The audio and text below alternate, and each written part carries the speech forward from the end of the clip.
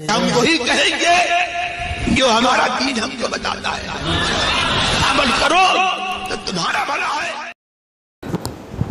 بسم اللہ الرحمن الرحیم، نحمدہ ونصلی ونسلم علی حبیبہ الکریم، اما بعد، ان اللہ وملائکتہ یصلون علی النبی یا ایھا الذین آمنوا صلوا علیہ وسلموا تسلیما۔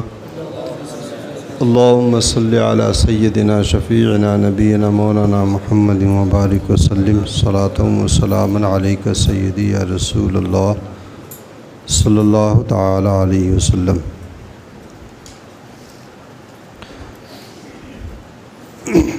اللہ کے رسول صلی اللہ علیہ وسلم نے ہماری زندگی کے لیے جو خطوط کھینچ دیے ہیں اور جو راستے منتخب کر دیے ہیں، اس سے خوبصورت کوئی راستہ نہیں، نہ اس سے سچی کوئی بات، نہ اس سے اچھا کوئی طریقہ۔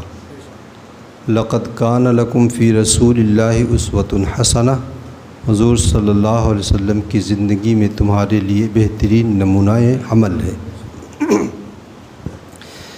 لعنت ایک ایسی چیز ہے کہ کوئی بھی شخص اس بات کو پسند نہیں کرتا ہے کہ اس کے اوپر کوئی لعنت ملامت کرے، وہ چاہے معاشرے کا سب سے گھٹیا انسان ہو، ہر اعتبار سے وہ ذلیل و رسوا ہو، وہ بھی یہ بات نہیں پسند کرتا ہے کہ کوئی مجھے کسی بات کے عار دلائے یا لعنت کرے یا برا بھلا کہے۔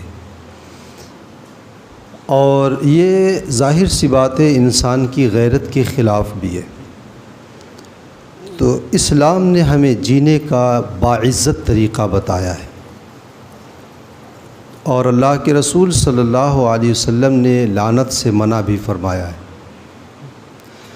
لعنت کہتے ہیں کہ کسی کے لیے اللہ تبارک و تعالیٰ سے رحمت کی دوری کی دعا کر دی جائے۔ لعنت کہتے ہیں اللہ کی رحمت سے دوری، اور اللہ کی رحمت اگر بندے پر نہیں ہے تو کچھ بھی نہیں۔ اگر بندے نے دنیا کا سب کچھ کھو کر کے اگر اس نے اللہ کو پا لیا تو وہ سب کچھ پا لیا۔ حضرت امام حسین رضی اللہ تعالیٰ عنہ نے نسلیں کٹا دی اپنی صرف رضائے رب کے لیے، تو سب کچھ پا لیا۔ یزید نے سب کچھ دنیا کا پا کر کے سب کچھ کھو گیا وہ۔ تو اللہ کی رحمت سے اگر کوئی محروم ہے تو وہ ہر نعمت سے محروم ہے، اور اللہ تبارک و تعالیٰ کی رحمت اگر کوئی پا لیا تو سب کچھ پا لیا۔ تو لعنت اسی لیے حرام کام جو ہے اس کے اوپر، یا جس کام کے اوپر لعنت ہو قرآن و حدیث میں، وہ کام حرام ٹھہرتا ہے شریعت کی نظر میں۔ یہی وجہ ہے کہ اللہ کے رسول صلی اللہ علیہ وسلم نے بات بات پر لعنت کرنے سے منع بھی فرمایا ہے۔ اللہ کے رسول صلی اللہ علیہ وسلم سے کسی صحابی نے کہا تھا، یا رسول اللہ کفار کے لیے دعا کر دیں کہ وہ اگر ایمان نہ لائیں تو تباہ ہو جائیں، بربادی کی دعا کر دیں۔ اللہ کے رسول نے فرمایا کہ مجھے لعنت کرنے والا بنا کر کے نہیں بھیجا گیا ہے۔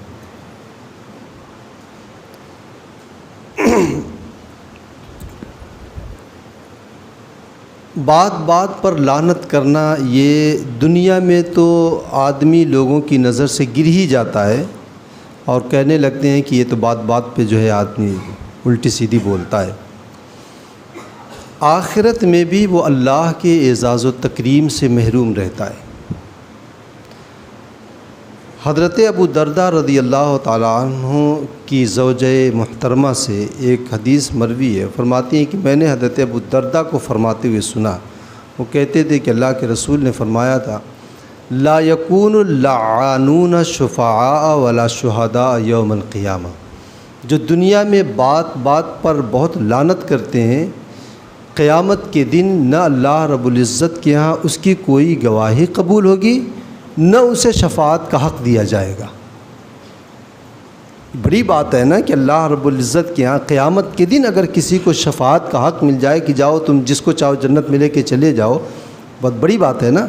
نیتا اگر کہہ دے کہ بھائی لے کے آؤ تمہارے کتنے آدمی ہیں، لاؤ میں دے دیتا ہوں 10,000، تو آدمی پھولے نہیں سماتا ہے، سینہ جیسے لگتا ہے پھٹ جائے گا۔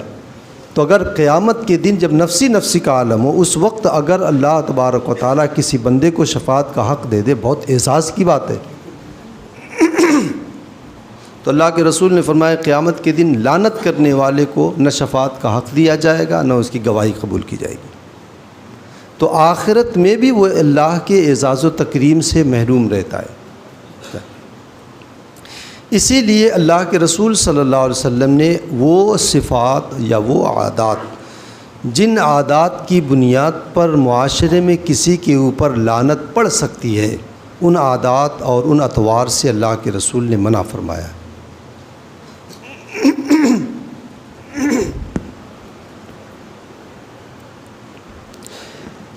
اللہ کے رسول صلی اللہ علیہ وسلم نے ایک حدیث میں فرمایا اتقوا اللعانین، دو لعنت کا سبب بننے والے کام سے بچو، یعنی ایسا کام ہے کہ اگر وہ تم کام کرو گے تو لوگ لعنت ملامت کریں گے۔ صحابہ نے پوچھا کیا؟ اللہ کے رسول صلی اللہ علیہ وسلم نے فرمایا الذی یتخلی فی طریق الناس او فی ظلہم، وہ جو لوگوں کے راستے میں بول و براز کرے، پیشاب پاخانہ کر دے۔ تو ظاہر سی بات ہے وہ عام راستہ ہے، جب آدمی جائے گا اسے بدبو آئے گی، چلنے میں دشواری ہوگی، تو وہ دو بات اس کو کہہ کر کے جائے گا، وہ صلواتیں سنا کر کے جائے گا، وہ چاہے وہاں پہ رہے چاہے نہ رہے، وہ اسے لعنت ملامت کر کے گزر جائے گا۔ یا کہاں پہ؟ او فی ظلہم، یا ایسی جگہوں پر وہ بول و براز کرے جہاں پر لوگ فرصت کے اوقات میں یا کسی وقت یا کھڑی دوپہر میں کسی شجر سایہ دار کے نیچے بیٹھتے ہوں، یا جہاں پہ پنچایت وغیرہ لگتی ہو، یعنی صاف ستھری جگہ جہاں پر لوگ آ کے بیٹھیں، کچھ دین کی باتیں کریں یا اپنے معاشرے کے بھلائی کی باتیں کریں، ایسی جگہوں پر بھی گندگی مچانے والا، اس کے اوپر بھی لعنت۔ آپ خود سوچیں، آپ کے گھر کے راستے میں اگر کوئی کوڑا پھینک دیتا ہے تو مزاج آپ کا عرش پر رہتا ہے۔ تو یہ اگر ہر بندہ یہ سوچ لے کہ میرے راستے میں یہ کوڑا ملا ہے تو میں اس کو دنیا بھر کی صلواتیں سنا رہا ہوں، تو میں یہ کوڑا پھینک رہا ہوں فلاں کے راستے میں پڑ رہا ہے، وہ بھی تو سنا سکتا ہے۔ اللہ کے رسول صلی اللہ علیہ وسلم کے پاس ایک صحابی آئے، انہوں نے کہا یا رسول اللہ میرا پڑوسی جو ہے بہت زیادہ مجھے ایذا دیتا ہے۔ تو حضور نے کہا کہ جاؤ اپنے گھر کا سامان نکال کے باہر کر دو۔ وہ آئے، گھر کا سامان نکال کے باہر کر دیا۔ اب جو آتا تھا راہ سے کیا بات ہے؟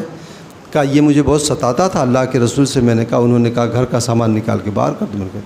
تو جو آتا تھا وہ اس کے اوپر لعنت کرتا تھا، اس پڑوسی کو برا بھلا کہتا تھا۔ تو اس نے دیکھا کہ اتنے لوگوں کی لعنت میرے اوپر پڑ رہی ہے، وہ گیا اور ہاتھ جوڑ کے کہہ رہا ہے چلو تم اپنے گھر میں رہو، اب میں تم کو کچھ نہیں کہوں گا۔ تو یہ ہر شخص کی یہ ذمہ داری ہے، مرد ہو کہ عورت ہو۔ عموماً ایسا ہوتا ہے فلیٹ سے، گھر سے، کھڑکیوں سے یوں تھیلیاں اچھال دی جاتی ہیں، کس کے اوپر جائیں گی، کس کے راستے میں گریں گی، کچھ بھی آدمی کو پتہ نہیں۔ اللہ کے رسول نے اتقوا اللعانین، دو ایسی باتوں سے بچو جس کی وجہ سے تمہارے اوپر لعنت پڑ سکتی ہے۔ لوگوں کا راستہ تو دور کی بات ہے، میں نے تو بارہا یہ دیکھا ہے کہ مسجد کے دروازے کے پاس باقاعدہ کوڑا ڈال دیا جاتا ہے، اس مسجد کے دروازے کے پاس کوڑا ڈال دیا جاتا ہے۔ تو ظاہر سی بات ہے وہ جانے والے کو تکلیف ہوگی، وہ دو بات کہہ کر کے جائے گا۔ اس کے باوجود آدمی کہتا ہے میں تو حضرت نماز پڑھتا ہوں، پھر یہ پریشانی میرے اوپر کیوں ہے؟ یہ چیزیں تو دیکھی جائیں اپنی زندگی میں، یہ چھوٹی چھوٹی باتیں، جن چھوٹی چھوٹی باتوں کو آدمی سمجھتا ہے کہ کچھ بھی نہیں ہوگا۔ حضرت انس بن مالک رضی اللہ تعالیٰ عنہ کا وہ ارشاد میں نے سنا ہے، بصرہ والوں سے کہا تھا کہ انکم تعملون اعمالا وہی ادق من الشعر، کہ تم ایسے کام کرتے ہو جو بظاہر تمہاری نگاہوں میں بال سے بھی زیادہ باریک ہے، یعنی بہت معمولی سمجھتے ہو تم اس کو، لیکن حضرت انس بن مالک رضی اللہ تعالیٰ عنہ فرماتے ہیں کہ ان کننا لنعدها علی عہد النبی صلی اللہ علیہ وسلم من الموبقات، اسی کام کو ہم حضور کے زمانے میں اگر کوئی کر لیتا تو سمجھتے تھے کہ بس اب عذاب آ جائے گا۔ تو یہ وہ زمانہ، اب تو کھلے عام جو ہے حرام کاریاں ہو رہی ہیں، تو اب اگر مصیبتیں نہیں آئیں گی تو کیا آئے گا؟ اللہ کی رحمت تھوڑی نہ اترنے والی ایسے حالات میں۔ تو یہ ایک چیز ہے، اتقوا اللعانین۔ لعنت جہنم میں جانے کا بھی سبب ہے۔ اللہ کے رسول صلی اللہ علیہ وسلم جب آئے معراج سے، اس وقت کی بھی بات ہے، اور بخاری شریف کی ایک حدیث ہے، اللہ کے رسول صلی اللہ علیہ وسلم نے فرمایا تھا کہ رأیتکن اکثر اہل النار، میں نے تم کو جہنم میں زیادہ دیکھا ہے۔ عورتوں سے مخاطب ہو کر کے کہا تھا کہ جہنم میں تمہاری تعداد زیادہ تھی۔ تو پوچھا گیا کہ کیوں؟ تو اللہ کے رسول صلی اللہ علیہ وسلم نے فرمایا کہ تکثرن اللعن و تکفرن العشیر، دو کام، تم کثرت سے لعنت ملامت کرتی ہو، تھوڑا سا مزاج کے خلاف ہوا تو کئی پشتوں تک کی جو ہے وہ کہانیاں سنا دیتی ہیں وہ لوگ، یہ ہے کئی پشتوں تک کی کہانیاں سنا دی جاتی ہیں، اور سامنے والے کو نہیں دیکھا جاتا، جو زبان پہ آیا وہی بک دیا جاتا ہے۔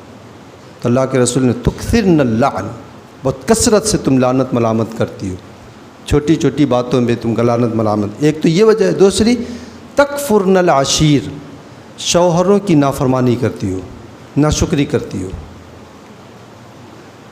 تو اللہ کے رسول صلی اللہ علیہ وسلم نے فرمایا ہے نا کہ ایک حدیث میں اللہ کے رسول صلی اللہ علیہ وسلم نے فرمایا ہے کہ لو احسنت الی احداہن الدہر، اگر تم عورتوں کے ساتھ، اپنی بیویوں کے ساتھ پوری زندگی تم بھلائی کرتے رہو، اور پھر ثم رأت منک شیئا قالت ما رأیت منک خیرا، اور پھر زندگی میں ایک مرتبہ کوئی ایسی بات انہوں نے دیکھ لی جو ان کے مزاج کے خلاف ہے، تو کہتے ہیں تم نے میرے لیے کیا ہی کیا ہے۔ اور یہ تو آپ لوگوں کی زندگی کا تجربہ ہوگا، یہ اللہ کے رسول صلی اللہ علیہ وسلم کا ارشاد ہے۔ تو یہ بھی تو نافرمانی ہے، یہ بھی تو شوہر کی ناشکری ہے نا، پوری زندگی وہ سنبھالتا ہے اور وہ جیون ساتھی ہے، اس کے باوجود یہ سنا دیا جاتا ہے تم نے میرے لیے کیا ہی کیا ہے۔ تو ایسے وہ لوگ جن کے اوپر اللہ کے رسول صلی اللہ علیہ وسلم نے لعنت بھیجی ہے، آج جو ہے انہی لوگوں کا تذکرہ، وہ لوگ جن کے اوپر اللہ و رسول نے لعنت کی ہے۔ تو ہم دیکھیں وہ کام اور اس کام کو اپنی زندگی سے ہم نکالیں جس کی وجہ سے ہمارے اوپر اللہ اور اس کے رسول کی لعنت پڑے۔ پہلی حدیث، اللہ کے رسول صلی اللہ علیہ وسلم نے ارشاد فرمایا ہے سیکون فی آخر امتی رجال یرکبون علی السروج کاشباح الرحال ینزلون علی ابواب المساجد نساؤہم کاسیات عاریات علی رؤوسہن کاسنمۃ البخت العجاف العنوہن فانہن ملعونات۔ ایسی باتوں میں عورتیں زیادہ ہیں، اس لیے میری آواز اگر وہاں تک پہنچ رہی تو ٹھیک ہے، نہیں تو اگر یہ وہ سن لے تو اچھا ہے۔ ظاہر سی بات ہے، جس طریقے سے ہمیں نیکیوں کی ضرورت ہے انہیں بھی نیکیوں کی ضرورت ہے، ہمیں اچھے اوصاف اور کردار کی ضرورت ہے انہیں بھی اچھے اوصاف و کردار کی ضرورت ہے۔ تو اللہ کے رسول نے فرمایا کہ اخیر زمانے میں، میری امت کے اخیر زمانے میں کچھ ایسے لوگ پائے جائیں گے یرکبون علی السروج، جو گھوڑوں کی زین جس طرح نرم و گداز ہوتی ہے ویسے نرم و گداز سیٹوں اور گدیوں پر بیٹھ کر کے وہ آئیں گے۔ ہاں، اور ایک روایت میں اللہ کے رسول نے فرمایا ہے کہ جیسے گھر ویسے ان کی سواریاں ہوں گی۔ تو آج کل کی کار دیکھ لیں، اللہ کے رسول نے فرمایا جیسے گھر ہوتا ہے، جیسے ایک کمرہ ہوتا ہے ویسے ان کی جو ہے سواریاں ہوں گی، اور اس میں نرم و گداز سیٹ کے اوپر بیٹھ کر کے وہ آئیں گے۔ ینزلون علی ابواب المساجد، مسجدوں کے دروازے پر وہ ٹھاٹھ سے اتریں گے، یعنی دور سے نماز پڑھنے کے لیے آئیں گے، 5 وقت نمازوں کا اہتمام ہو نہ ہو، جمعہ کا وہ اہتمام کر کے آ جائیں گے۔ اور یہ بات شہروں میں کثرت سے پائی جاتی ہے۔ ان کے عورتوں کے بارے میں، اور ظاہر سی بات ہے یہ وہ ان لوگوں کے اوصاف ہیں جو دولت و ثروت میں جو ہے بڑے اونچے لیول، ہائی اسٹیٹس جسے کہا جاتا ہے، وہ ہائی اسٹیٹس والے لوگ ہیں۔ ان کی عورتوں کے بارے میں اللہ کے رسول نے کیا فرمایا؟ نساؤہم کاسیات عاریات، ان کی عورتیں کپڑا پہنے ہوں گی، عاریات ننگی ہوں گی، علی رؤوسہن کاسنمۃ البخت العجاف، ان کے سروں کے اوپر بختی اونٹ کے مانند کوہان ہوگا۔ العنوہن فانہن ملعونات، ان کے اوپر لعنت کرو، وہ اللہ رب العزت کی جانب سے لعنت کی ہوئی ہے۔ اللہ کے رسول نے صرف لعنت ہی نہیں، حکم بھی دیا ہے، العنوہن، ان کے اوپر لعنت بھیجو کیونکہ وہ ملعونہ ہیں۔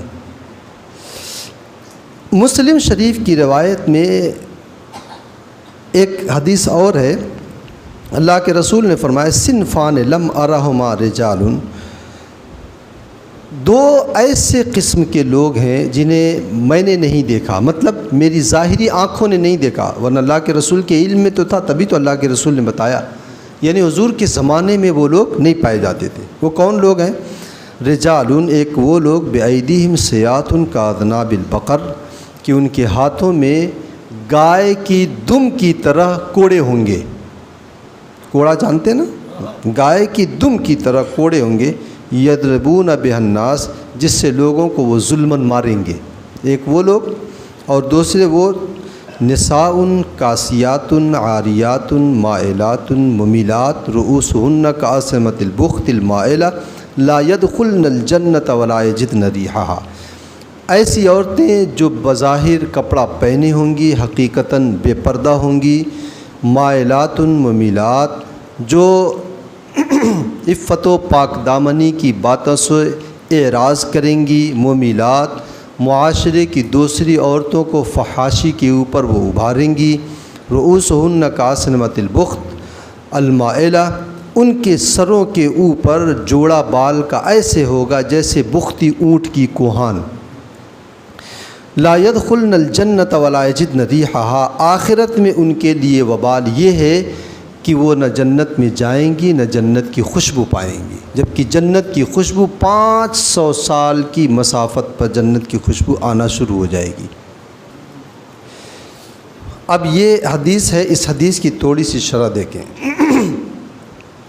کاسیات کا مطلب ہوتا ہے کپڑا پہنے ہوئے ہوں گی۔ علماء نے اس کی 3 تفسیر بتائی۔ کاسیات کا مطلب کاسیات و نعم اللہ، یعنی اللہ کی نعمتیں ان کے اوپر خوب ہوں گی، دولت و ثروت ہوگی، عیش و عشرت ہوگی، گھوڑے گاڑیاں ہوں گی، سب کچھ ہوگی، لیکن عاریات شکر سے خالی ہوں گی، اتنا سب کچھ ہو کہ وہ اللہ کا شکر نہیں ادا کریں گی۔ اور یہ ہے دوسری تشریح اس کی علماء نے یہ فرمائی ہے کہ کاسیات رقیقۃ عاریات فی المعنی، یعنی کپڑا پہنے ہوں گی لیکن وہ اتنا باریک ہوگا کہ بدن اس سے جھلکتا ہوگا، اور یہ تو ایک دم کھلے بندوں دیکھا جاتا ہے، کھلے بندوں یہ بات دیکھی جاتی ہے۔ کپڑا جھلکنے کی تو بات دور ہے، اب تو باقاعدہ جسم دکھایا جاتا ہے۔ اور تیسری تفسیر اس کی علماء نے یہ بیان فرمایا ہے کہ کاسیات قصیرۃ، چھوٹے کپڑے ہوں گے، اور وہ بھی ہے۔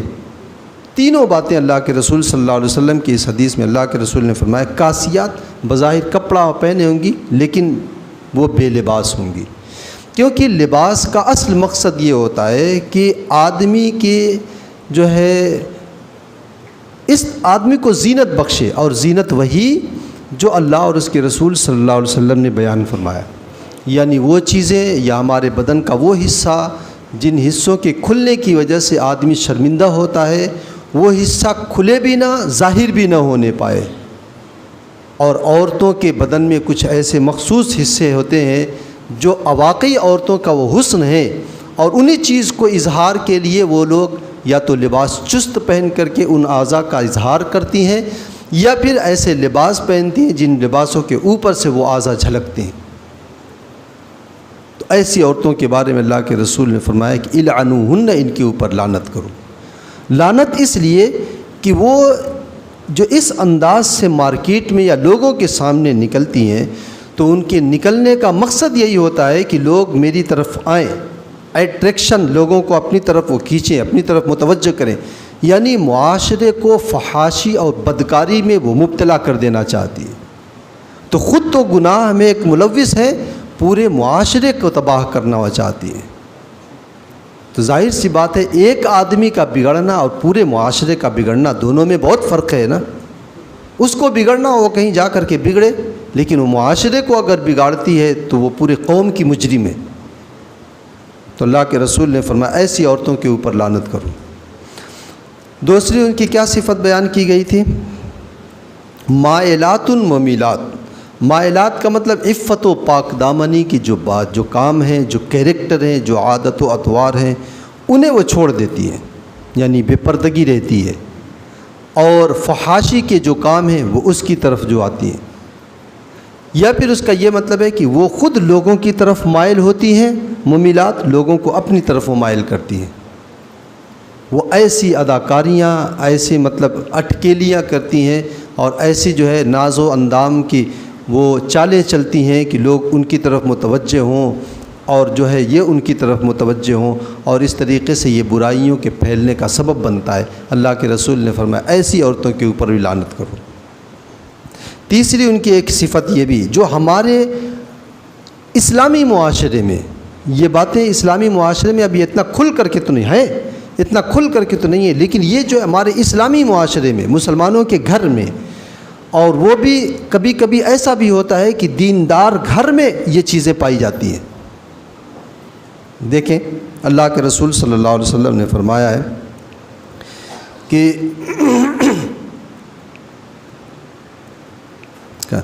رؤوسہن کأسنمۃ البخت۔ بختی اونٹ آپ لوگوں نے دیکھا ہے، اونٹ دیکھا ہے نا؟ بختی اونٹ اور اونٹ میں فرق یہ ہوتا ہے، جو بختی اونٹ ہوتا ہے اس کی کوہان اوپر کو ایسے جاتی ہے، اور چربی اوپر کے حصے میں جو رہتی ہے نا وہ تھوڑا سا ایسے ڈھلک جاتی ہے۔ جب اوپر کی چربی زیادہ ہوتی ہے ڈھلک جاتی ہے، اسے بختی اونٹ کہا جاتا ہے۔ اللہ کے رسول صلی اللہ علیہ وسلم نے فرمایا رؤوسہن کأسنمۃ البخت۔ ان کا سر کیسا ہوگا؟ جیسے بختی اونٹ کی کوہان، یعنی ایسے جا کر کے ایسے ڈھلکی ہوگی۔ آپ غور کریں، شادیوں میں عموماً ایسا ہوتا ہے کہ ہماری مسلمان خواتین وہ بال اس انداز سے وہ بناتی ہیں کہ جوڑا جو ہے بالکل یہاں پہ پیشانیاں پہ رکھیں گی اور وہ جوڑا پیچھے کو ڈھلکا ہوگا۔ آپ اگر غور کر لیں تو بختی اونٹ سے بالکل مشابہت ان سے۔ یہ کام میں نے ایک عالم دین کے گھر میں یہ کام میں نے دیکھا ہے۔ تو ان باتوں کی طرف ہماری توجہ نہیں ہے۔ ہم سمجھتے ہیں کہ یہ فیشن ہے، ہم سمجھتے ہیں یہ حسن کا جو ہے، حسن میں اضافے کا ایک سبب ہے۔ حسن تو وہ جو اللہ کے رسول صلی اللہ علیہ وسلم نے بتا دیا ہے۔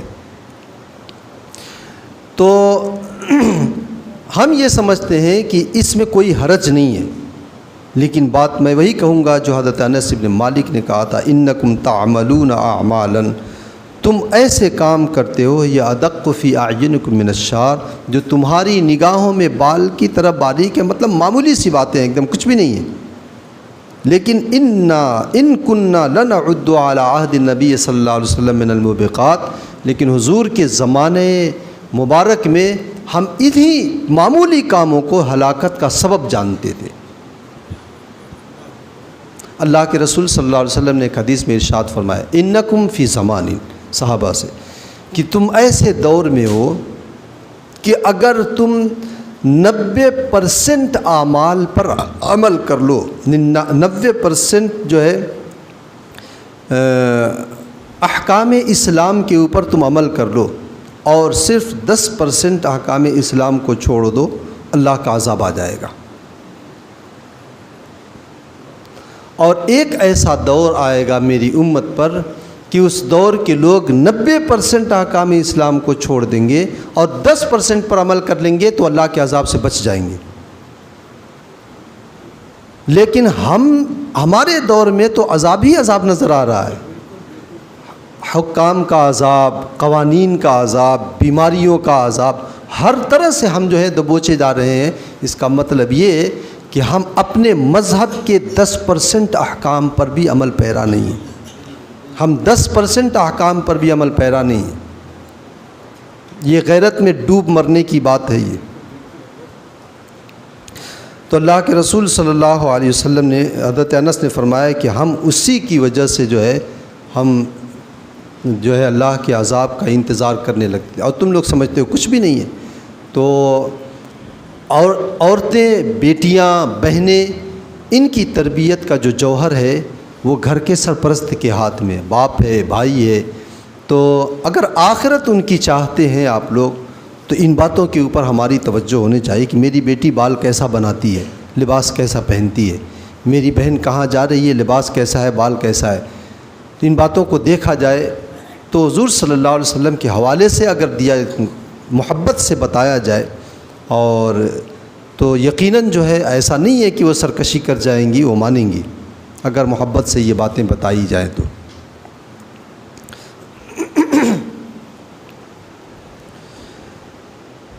آقائے اللہ تبارک و تعالیٰ نے قرآن پاک میں ارشاد فرمایا ہے، اچھا جو لعنت کے اسباب و اعمال میں گرفتار رہتا ہے تو ظاہر سی بات ہے اس کا مطلب اس کے اندر کوئی بھلائی نہیں ہے۔ آدمی کی زندگی کی گاڑی چل رہی ہے، کاروبار چل رہا ہے، عیش و عشرت کے سارے اسباب فراہم ہیں، گاڑیاں ہیں، اور معاشرے میں لوگ عزت سے ملتے ہیں، سب کچھ ہے، لیکن وہ یہ سوچے کہ یہی دنیا کی دولت جو ہے یہی اللہ تبارک و تعالیٰ کی خوشنودی کی دلیل ہے، تو یہ غلط ہے۔ اگر یہ خوشنودی کی دلیل ہوگی تو ہمارے ہندوستان کے دو ایسے مردود آدمی ہیں جو ہمارے ہندوستان کے سب سے بڑے خوش نصیب مانے جائیں گے،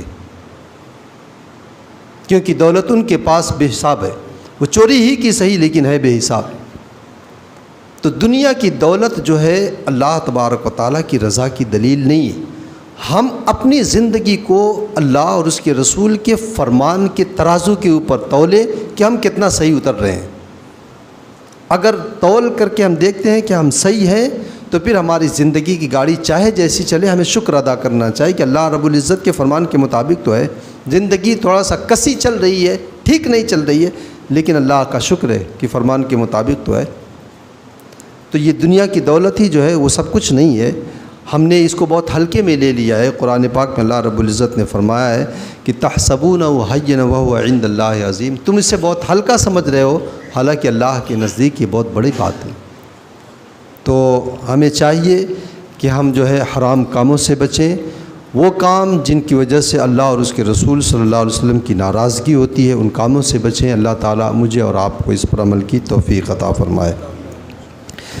اللہم صلی علی سیدنا شفیعنا نبینا مولانا محمد مبارک وسلم صلاۃ و سلام علیک سیدی یا رسول اللہ صلی اللہ علیہ وسلم۔ اللہم ربنا تقبل منا انک انت السمیع العلیم وتب علینا انک انت التواب الرحیم، وصلی اللہ تعالی علی خیر خلقہ ونور عرشہ وقاسم رزقہ محمد وعلی آلہ واصحابہ اجمعین برحمتک یا ارحم الراحمین۔